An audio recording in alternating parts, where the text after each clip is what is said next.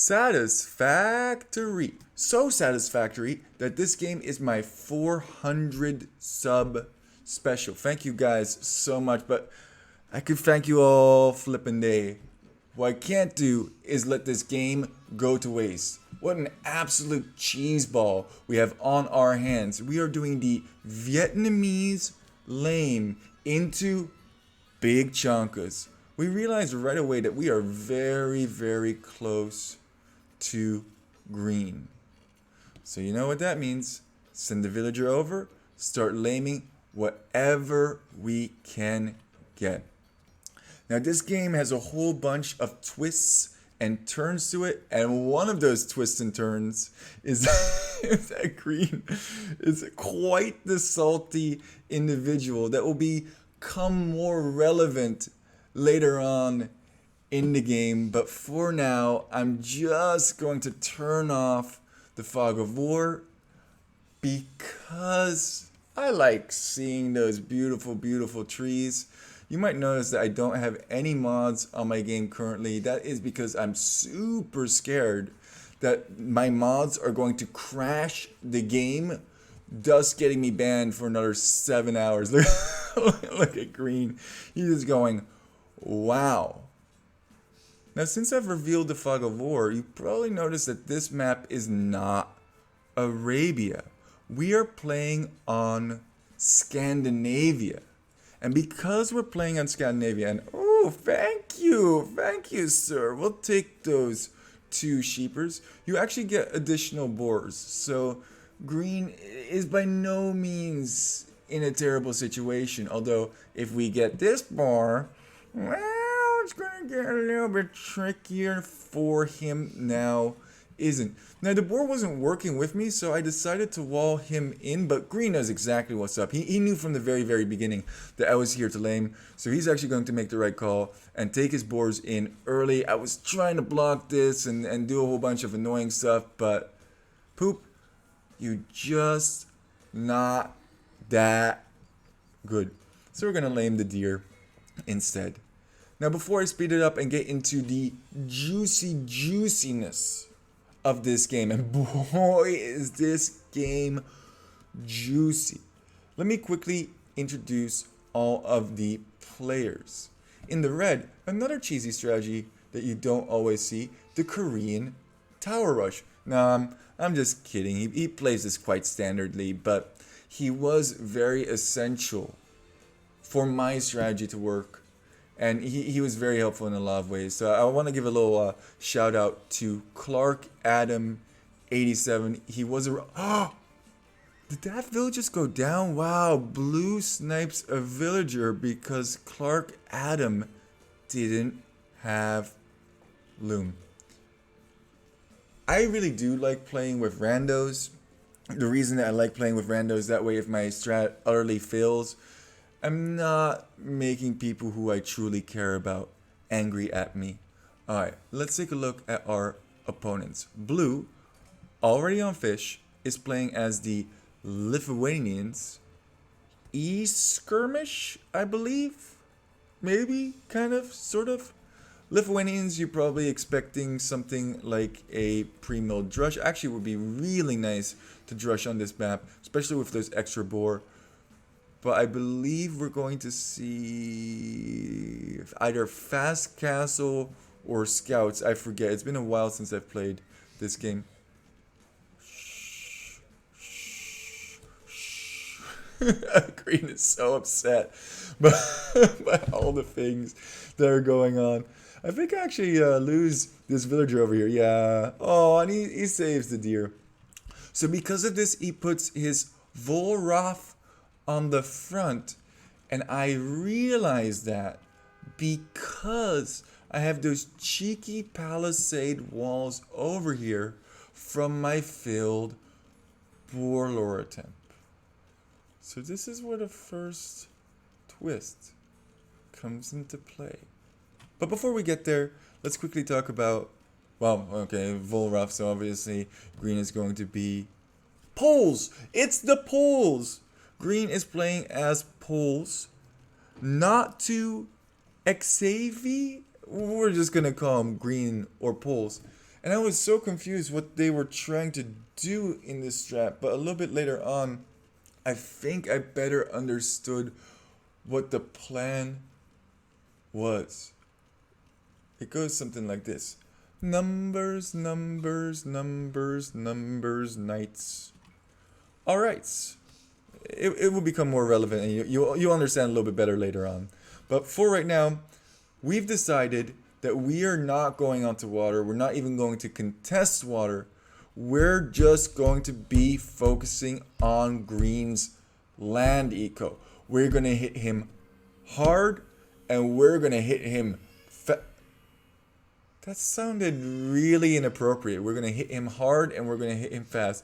And then we're going to hit him slow with chunky boys. Actually, we're going to switch up our speeds a lot in the... Okay, I should just really stop talking and focus on how we are going to go up. And then immediately, once we are up, we should be clicking bleep. Minute arms upgrade. How many militia did we have? 6 militia. And like I said, we know that he's on this full rift because we do have these palisade walls here. It was just so juicy, okay? I just couldn't stop myself. So I'm slicing and dicing. Green actually did decide to go for a fish boom. Way slower than blue, but he did go for that. And oh, this minute arm upgrade came at just the right time. That was really, really sweet. We want to keep these men at arms alive as long as we possibly can. And this tower, sir, is denied. Militia, denied. KD, 6-1 at this point. So I'm signaling now to Clark Adam that I am over here doing damage. He is failing to do damage onto Skirmish, the Lithuanian player. Still trying to get through, but he, like I said, he's going to become quite relevant later on. Now, it's hard for me to try not to spoil because oh my god, man. Oh my absolute god. What this game deteriorates into is wonderful. Also, one of the reasons that I'm speeding up a little bit. Oh yeah, we were doing so well. 8-2 was our KD, but then we kind of threw it away. We are still behind in terms of villagers, but that's only because... Can we do that? No, because it's in range of the TC, but we are certainly going to pick off some more villagers over here. Oh, man. Not Exiv is having a very sad Exiv, that's for sure. We still have militia over here, trying to get as much value as we possibly can. Go to the wood line. Everything has to be relocated. I actually wonder what the amount... Oh my god. 14 villagers idle. Idle time, guys, it does really start to add up. One of the things that I was quite proud of in this game is how we were able to do such a good job pressuring our opponent without losing a whole bunch of idle time and military. F. Oh well. We are going to be going castle at this time. We have secured our base. We have made double palisade walls everywhere. We don't want to get hit. We want to construct elefantes, and we want to get as many as possible before Poop Lord Jr. comes in and attacks. Love, I've been trying to do this cast 5 times. Can you please give me 15 more minutes? I know you do. 15 more minutes, okay? Wow. When you try and do a 400 sub special and it just doesn't work out, I've failed this so many times. That's why I know exactly what's going to happen in these games. And still, I fail from time to time. I decide now to go for a second stable just because we want to get those elephants pumping as fast as we can. One thing that I did want to mention, and I think I'm just going to keep this one regardless because my wonderful Poop Lord Jr.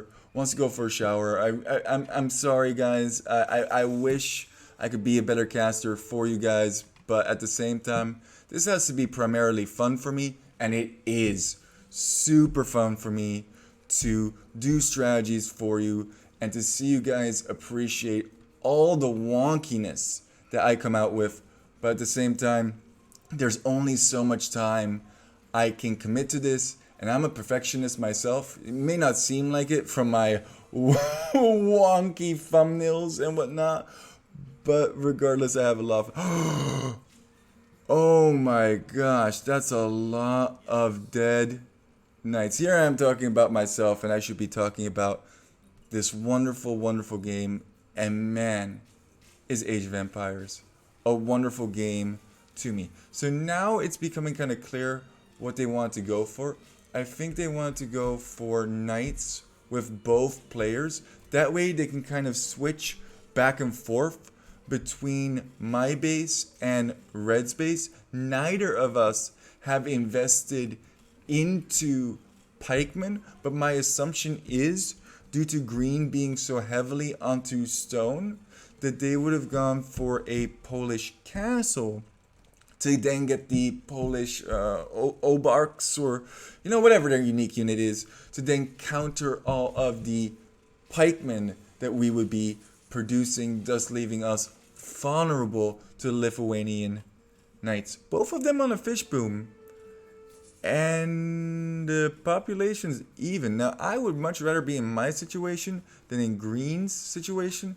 I think my eco is quite efficient, whereas these fishing ships, oof, they have to travel quite the distance, to say the least. But maybe you have a different perspective on that. Right now, this game is quite even, and blue is going to go for a forward castle onto Clark Adam. This could be absolutely devastating for his economy. Now, we're still kind of running around. We're trying to keep these elefantes alive. We have 11 over here fighting knights underneath castles. Castle going up. Villagers already evacuated. Nice job, Clark Adam. Check this out. Check this out. One elephant at 4 HP. Let's call this guy Leroy Jenkins. Let's see if he lives from this. Now, I was thinking to myself, we could probably try and go imp at this stage of the game, but we're still missing a whole bunch of our castle age upgrades. And maybe it's better to just save these numbers of chonkies and heal them up with monkeys. When you have chonkies, you gotta heal them up with monkeys. That's just how it works. Blue's realizing that he cannot do too much damage to Red. He still has these archery ranges that are out of range of his castle. So what's Blue going to do? Well, he's going to switch over these Halloween Knights to kill that forward pressure, and then to come and bother me. I'm up. Okay, cool. I'm not up yet, okay? What do you want me to do? And here's also green. So green and blue are definitely in cahoots. They're either talking on Discord or they know what's going on. We're trying to get conversions too with these monks. Oof. Not so easy, to say the least. But I think we took a pretty favorable and trade. Even still, 24 and 11 is our KD. We haven't lost a single elephant because of that monk healing capability. Oh man, I was having the time of my life in this game. We're producing chunky boys. I love it when you call me Big Chunky. Green is running around. He's not finding any avenue of attack. He has the water. We've given up the water. My hands are in the air right now. Like, we just don't care. You can have all that water control, buddy. All we want is more elefantes. And we are about to be... Where did we put all that gold in?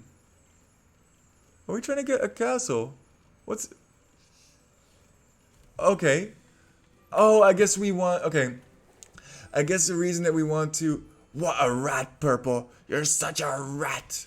What a ratco you are. My daughter has a pet rat. It's kind of hilarious.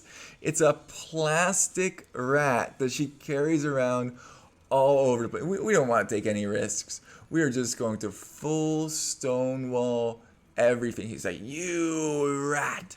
How dare you go for an aggressive strat into a boomy elephant rush.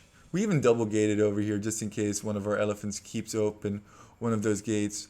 I'm not concerned at all about this back pressure. We can do another little tiny wall off over here. Yeah, low house. Probably need a palisade over here or another, yeah. Beauty. Très magnifique. 15 elephants and counting, and we're gonna start trebbing pretty soon. On the flip side, Blue's Imperial, and he has quite a decent number of cavalry. I'm kind of confused why he doesn't have monks to go along with this. I think monks would have been very useful. One, to heal up your knights, and two, to get that additional attack bonus for Lithuania. So it does look like he has some relics. Whatever, I don't care. Whatever, I don't care. The push becoming the Chonkers constructed 50 additional.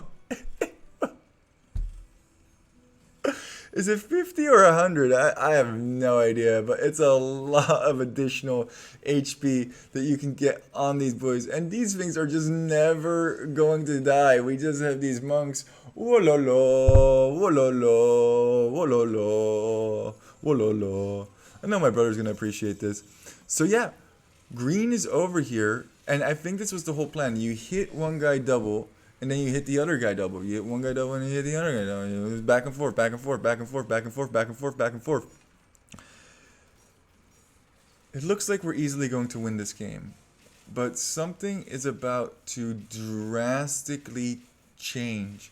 And I don't quite understand why it changes. Oh, wait. Is it a miss micro on Red's end against Cavalier? I don't know. What I do know is that I'm pushing with big chunky boys with monks behind. I'm not very good with monk micro, but I am very good at healing. They do that automatically. We're getting all the upgrades, attack, defense, even getting some more HP on those monks. Where are these knights going to? Oh, he's slowly doing damage, certainly. And 18 arbs against 15 Cavalier. I think I favor having 15 Cavalier. I was really surprised what Blue was able to get accomplished, but I was feeling pretty good about what I was doing to Green. Especially, oh man. I feel like I have Karambit Warriors over here. That's a lot of chunky boys. Oh, what an engage. What an engage. Oh, he's sending absolutely everything. I knew it. Obush, man. Obush. He's finally into Imperial, but I think it's too little too late. And even though these guys are losing armor, who cares? Once they get healed by the monks, they'll actually gain that armor back. I'm pretty sure at least that's how it works. We're trying to get conversions because we're slow. We're bad at getting conversions, but GG is called from Green. And that's it, right? Game over. You did it. You got the chunky boy. You play like a true warrior, Purple. I don't know if he was being sarcastic or not. I think he follows it up with another comment. Paladin now from E-Skirmish. Doesn't he follow it up with something else? He called me a rat, a true warrior. What do you even think of Green? Maybe he wasn't a salty boy. Maybe I just remember it wrong. Wow, it's crazy how powerful our perception of an event can be. I was for sure that he was salty, but I think he actually gave me a compliment. Looking back at Red's base, yeah.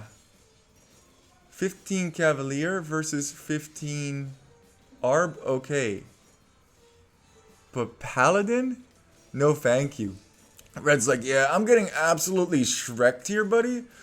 Can you send some of those chunky boys over to help me? And I'm like, yeah, totally. Those are coming your way right away. Don't worry about it. Yeah, you're fine. Just keep holding. Just keep holding. I was a little bit concerned because of Blue's score, but I think a lot of that score was generated from having a good KD against Red. It seemed like he was definitely getting the better of Red, but this many chonkies, even though they're not elite, they Shrek everything, man. 27 elephants, most of the upgrades on them, and we're just having a blast. Oh no, he's gonna take out one chonky boy with 18 paladins. Hilarious to me. Our eco, at the same time, still very, very good. We have 27 of them, and this is the big engage. Even trying to get some conversions with our monks, that would be huge, but primarily the monks are just there for healing. This is the new Teutonic Fortress formation, okay, Fortress? If you're watching this, it's called the Chonky Boy Formation, and the GG is indeed called. Blue knows that he cannot reproduce this army. You know what, Green? I'm sorry, man. I thought you were a saltier boy than you actually were. He called me a warrior. About my daughter and the rat, I think it's absolutely hilarious that she just carries a plastic rat around all over the place. Supermarket, plastic rat. Swimming pool, plastic rat. I don't know. Shopping mall, plastic rat. It's good to have a plastic rat. And with that, guys, thank you guys so much. Thank you for being part of the 400 sub special and watching this. And I'm gonna get a little bit teary-eyed here, but I couldn't do it without you. So in return, I hope that no matter how tough your life gets, that you just keep pushing forward and you just keep walking. Poop Lord out.